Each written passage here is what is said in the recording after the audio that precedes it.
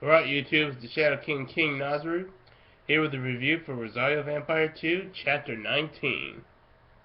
The newspaper club is surprised to learn that Sun is an alumni and a former president of their club.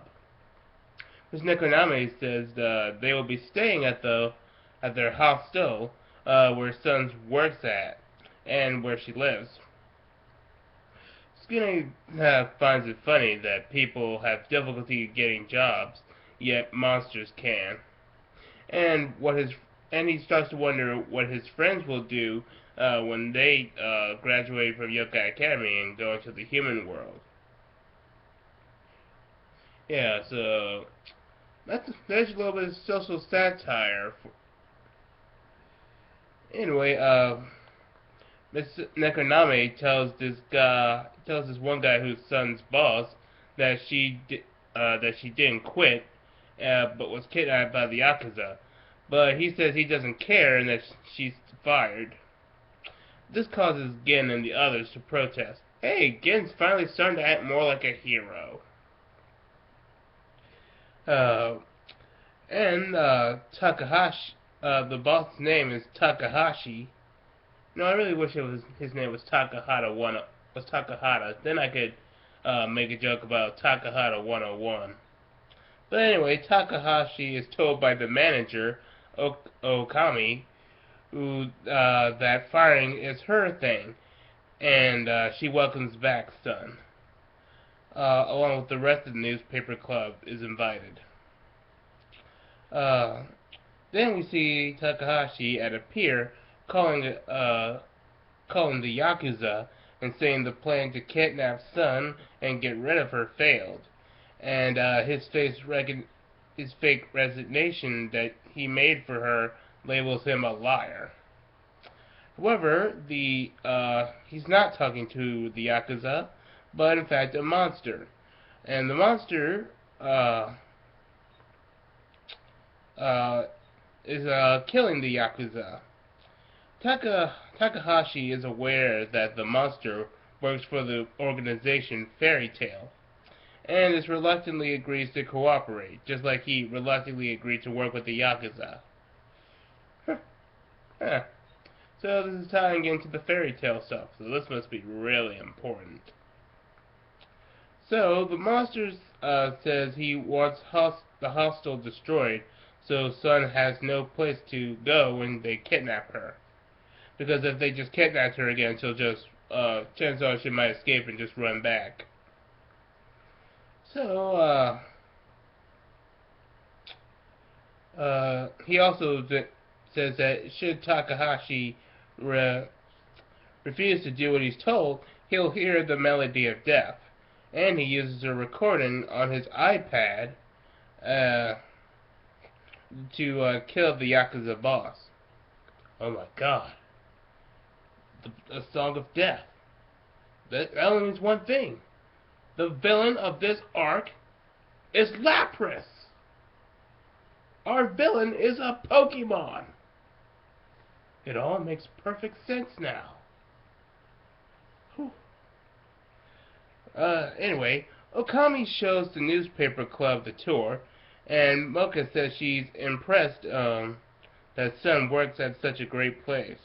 However, Gin says Okami was the only one who would have hired Sun since she couldn't speak.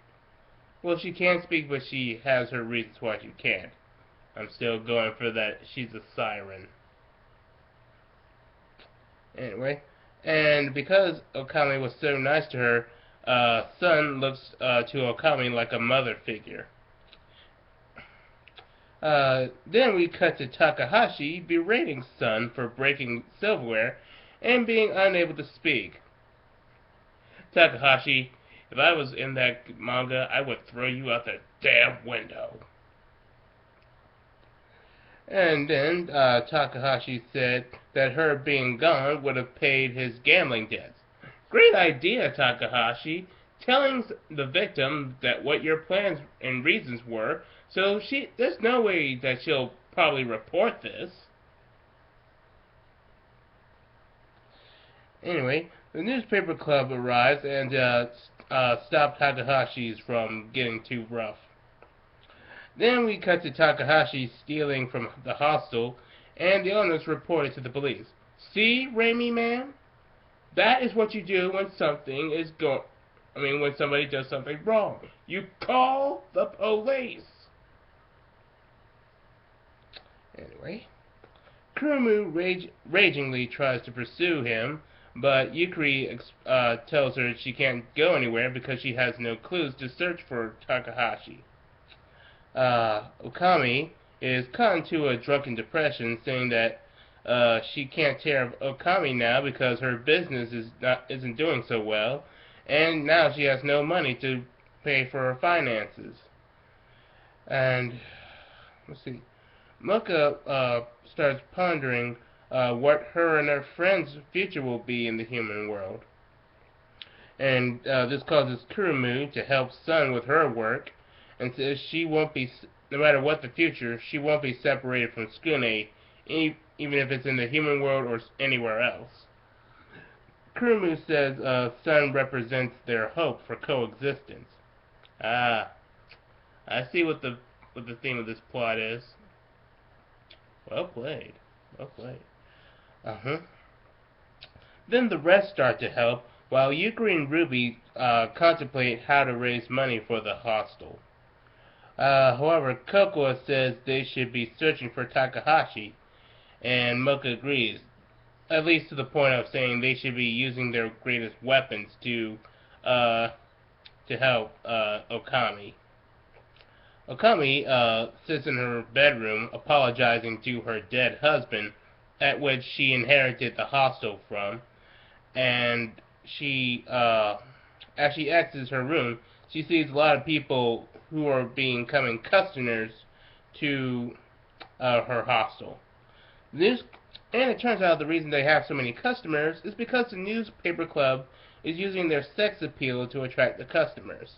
With Mizre in a typical bikini, Mocha in a slightly sexier bikini, Ruby in a S&M outfit because he's a masochist, Kokoa in a bikini with a skirt, and so is Yukari, but a bit more childish, and Kurumu is in a bikini. And it wouldn't be a sex appeal moment without Kurumu's ass shot. Then Sun grabs Okami's hand, and Okami remembers that they had promised a year ago to turn the hostel into the #1 seaside inn, and they're happy that their dream has finally come true. Then Mocha meets up with Tsukune and asks Tsukune to be together even if they're apart after graduation, to which he agrees to. Then we finally cut back to the monster finding Takahashi, and he prepares to kill him for his disobedience, but Gin arrives to tell the monster that before you kill this guy, I'm going to warn you, you leave Sun alone or else. Gin, like I said, Gin's finally acting like a hero. Wow, this was not the most action-packed chapter, but it was pretty nice to see that it fits the overall theme of trying to live in coexistence, because Sun is supposed to represent the girl's future and their hopes of coexisting with humanity, as she's already working with Okami. We're not entirely sure if Okami is aware that Sun is a monster. I kind of have my doubts, but she'll probably find out later at some point. And we get to see how the girls develop because of it. They actually start to become more concerned about the welfares of other humans because of Sun's inspiration.